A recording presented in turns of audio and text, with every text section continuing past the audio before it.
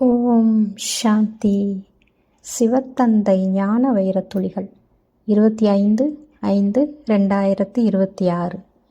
இனிமையான குழந்தைகளே, தன்னைத்தானே கேட்டுக்கொள்ளுங்கள். நான் கர்மேந்திரியங்களை வென்றவனாக ஆகிவிட்டேனா? எந்த ஒரு கர்மேந்திரியமாவது என்னை ஏமாற்றாமல் இருக்கிறதா? கர்மாதீத் ஆவதற்காக குழந்தைகள் எந்த ஒரு உறுதிமொழியை எடுத்துக்கொள்ள வேண்டும்? தனக்குத்தானே எடுத்துக்கொள்ளுங்கள். எந்த ஒரு கர்மேந்திரியமும் சஞ்சலமுள்ளதாக ஆக முடியாது. நான் என்னுடைய கர்மேந்திரியங்களை எனது கட்டுப்பாட்டில் வைத்திருக்க வேண்டும். பாபா என்னென்ன கட்டளைகள் கொடுத்திருக்கிறாரோ அவற்றை நடைமுறைப்படுத்தியே ஆக வேண்டும். பாபா சொல்லியிருக்கிறார், இனிமையான குழந்தைகளே, கர்மாதீத் ஆக வேண்டுமென்றால் எந்த ஒரு கர்மேந்திரியத்தின் மூலமாகவும் விகர்மம் செய்யாதீர்கள். மாயா மிகவும் சக்தி வாய்ந்தது. கண்கள் ஏமாற்றக்கூடியவை. அதனால்தான் தன்னை பாதுகாத்து கொள்ளுங்கள். தன்னைத்தானே கேட்டுக்கொள்ளுங்கள். ஆத்ம அபிமானியாகி அமர்ந்திருக்கிறேனா? பாபாவை நினைவு செய்கிறேனா என்று. இது உங்களது ஆன்மீக சேனை. இந்த சேனையில் 14-15 வயது இளைஞர்களும் உள்ளனர். 90 வயது முதியவர்களும் கூட உள்ளனர். சிறு குழந்தைகளும் உள்ளனர். இந்த சேனை மாயையை வெல்வதற்காக உள்ளது. மாயா மீது வெற்றியடைந்து பாபாவிடமிருந்து எல்லையற்ற ஆஸ்தி பெற வேண்டும். கண்கள் அதிகமாக ஏமாற்றுகின்றன. சிலர் தன் மனைவியையும் விட்டுவிட்டு யாராவது நன்றாக இருப்பவரை பார்த்தால் அதில் சிக்கி விடுகின்றனர். யார் புத்திசாலி குழந்தைகளோ டைரியில் குறித்து வைக்க வேண்டும். இன்னாரை பார்க்கும்போது பார்வை சென்றது, பிறகு தனக்குத்தானே தண்டனை கொடுத்து கொள்ள வேண்டும்.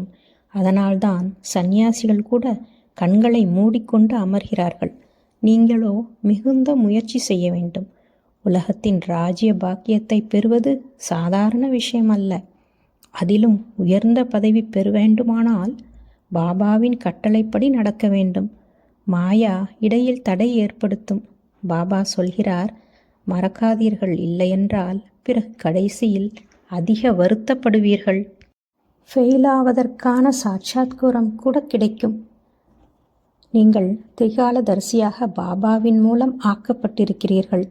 முழு டிராமாவின் ரகசியமும் புத்தியில் உள்ளது. மூலவதனம், சூட்சுமவதனம், ஸ்தூலவதனம், 84 பிறவிகளின் சக்கரம். பிறகு மற்ற தர்மங்கள் விருத்தியடைகின்றன. அவர்கள் சத்கதி அடைவதில்லை. நீங்கள் சிவசக்தி பாண்டவ சேனை. நீங்கள் அனைவரும் வழிகாட்டிகள். சாந்திதாமம் மற்றும் சுகதாமம் செல்வதற்கான வழியை காட்டுகிறீர்கள். பாபாவை நினைவு செய்வீர்களானால் விகர்மங்கள் விநாசமாகும்.